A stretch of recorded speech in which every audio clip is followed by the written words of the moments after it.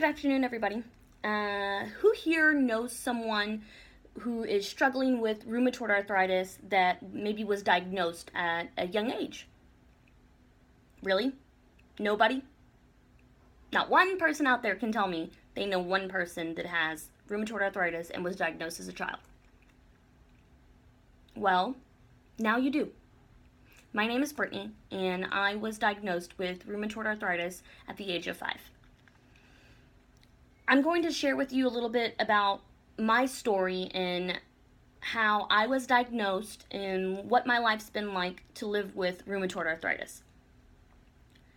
I was diagnosed with rheumatoid arthritis at the age of 5 and have been living with the disease my entire life. Several people are diagnosed with arthritis and deal with this severe joint pain that really limits their physical abilities, and I'm one of those people. I went through this at probably a quarter of my age that normally somebody would get diagnosed at. I was only 5 years old. Can you imagine being 5 years old and waking up and collapsing because you can't stand? Or can you imagine not being able to run on the playground with your friends? Being in first grade and falling in the middle of the hallways, it really puts a toll on you. Struggling to deal with arthritis has been a blessing in disguise, I guess you could say. A little bit about my story is that not everybody at my age, even knew what was going on. Heck, even the parents or the teachers didn't know what was really happening. My own parents and my doctors even. When I first was diagnosed, I went to a hospital here in Galveston. The doctors there told my parents that I was spoiled, that I was having a problem with my muscles, and little did they know that it was something completely different, and it was actually my joints. I went through almost a year of the wrong treatment, a year of having false hope, of not thinking that I would be able to walk, thinking that I would always be different, and trying to really struggle and to deal with this disease that I knew nothing about. After almost a year, my parents decided they weren't going to give up until they had the answer. They decided that they wouldn't take being paralyzed for their child to be my life. And for that, I thank them. Without my parents, I probably wouldn't have received the proper treatment that I ended up getting. After the bad news from all the doctors, my parents decided that this just wasn't acceptable for them. So they decided to get a second opinion. That second opinion came from a doctor in Houston. Right before my 6th birthday or so, my parents scheduled me an appointment with, I used to call him as a child, my hero, Dr. Robert Warren at Texas Children's Hospital in Houston. He saved my life. Seeing him pretty much gave me the ability to do what I can do today. Without him, I probably would have been bound in a wheelchair. You probably would have noticed that, hey, something's wrong with this woman. She does have a disease, or something seriously impacting her physical ability. As opposed to looking at me now, you'd have no clue that I have arthritis. When I tell people, they often think you're lying. My response is usually, why would I lie about something like that? Trust me. It's something that I've had to come to terms with and that I will always have for the rest of my life. When I first saw Dr. Warren, he knew immediately what was wrong with me. The diagnosis part obviously took a little bit. I underwent several types of testing and treatments. Finally, I was diagnosed with juvenile rheumatoid arthritis, and it's polyarticular, affecting every joint from my neck down.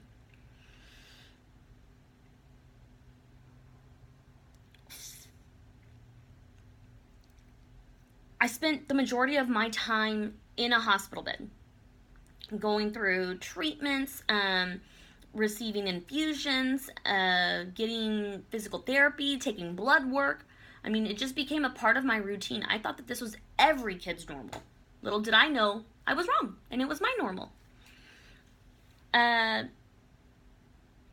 Seeing him, Dr. Warren, he really gave me and my parents hope. He gave me the strength that I needed to really push through. Because as an individual, if you don't have the ability to fight for yourself, it won't happen. I truly believe that. There was a time when I was so young that I just didn't know what was really wrong, and so my parents would tell me to try, but I'm just like, no, mommy, it hurts. Like, I can't do this. And it wasn't until I had my appointment with Dr. Warren that he really opened my eyes to understand all that was happening to my body. It was, Brittany, you need to push through the pain. You have to do this. You have to do that in order to reach the goals that I needed to meet. In order to successfully become what I am right now. I mean, I can wiggle, I can dance, I can do whatever you need me to do, all because I never lost hope. And I truly decided I need to know what's going to happen. At a young age, I was forced to become an adult at a really early age. I never really fully understood what it was, but I just knew that I was different. I just knew that I couldn't do everything that everybody else did. Many of the diagnosis for the arthritis, the type of arthritis that I have, is in older patients. I say older meaning the elderly, so 60 and older or 50 and older. You don't really see a child with rheumatoid arthritis often. And when they do, you kind of look at them in a different way. Rheumatoid arthritis is the worst case of arthritis anyone could be diagnosed with. It's the most severe. It's the most painful. It's the most impacted that it really takes a toll on your body. There were times when I couldn't do anything. I couldn't button up my shirt. I couldn't tie my shoelaces. Couldn't ride a bike. Couldn't do anything. All because my arthritis took it away. After undergoing all the tests, Dr. Warren decided I was going to be put on a combination of medicines. I went to physical therapy multiple times during the day. I gave blood work every Friday. And I took more medicines than I was my age. I was maybe 7 years old taking 12 different pills.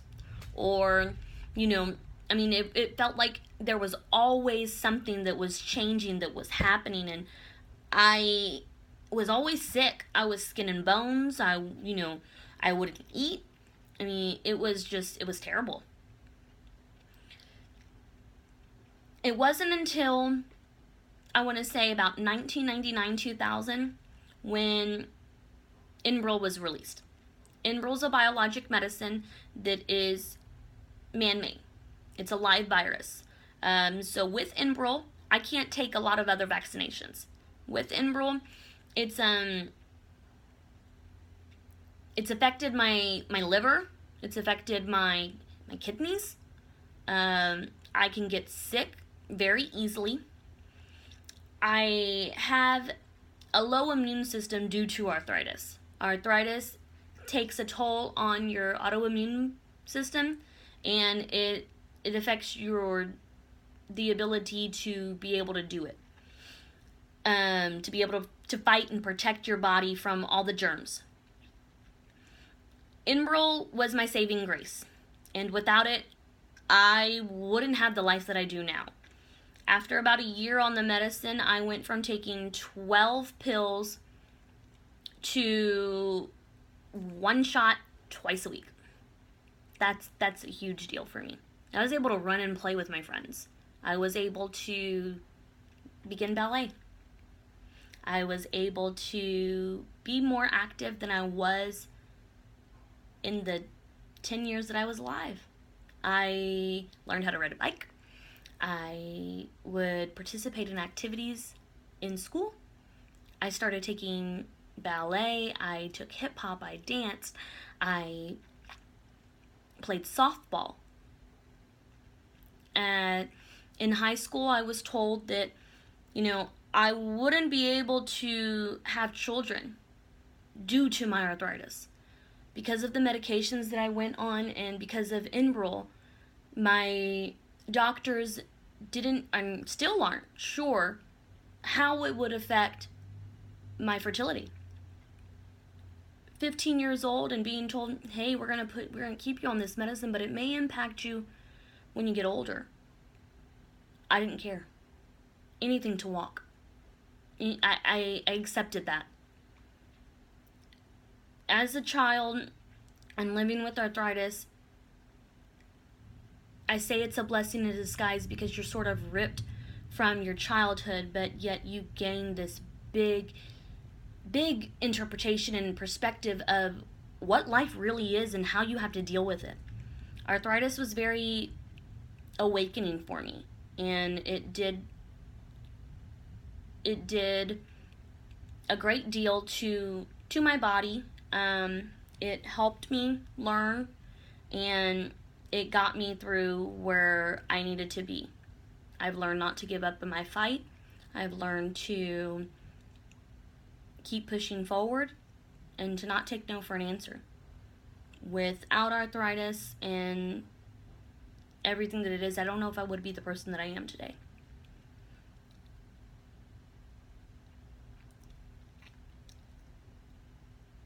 In conclusion, I really just want all of you to know that being diagnosed with arthritis at such a young age is a possible thing. If some of you have children and they're complaining of, their bones, or they go from saying my right arm hurts to my left arm hurts, and you take them to the doctor and the doctor says, oh no, they're spoiled, or, then they tell you maybe it is something, but they're going to be paralyzed. As a parent, knowledge yourself and know what it is that you could possibly be dealing with. Make sure that you never give up on your children, and go after getting and receiving the information that you need. No matter how many times I was given the bad news throughout my treatment, I was never going to take no for an answer. I learned to speak up for myself. I learned to be vocal, and I learned to really make sure that my voice was heard. Having arthritis, it's not a death sentence, and it doesn't make you any less of a person. Like I said, looking at me, you wouldn't even know that I had it. Although it took me really many years to understand my disease and how it affects me, I know that as an adult with my limitations, even with them, I'm not afraid. I'm not afraid to get physical or to do what I need to do, and I will never give up, and I will never stop fighting. Thank you.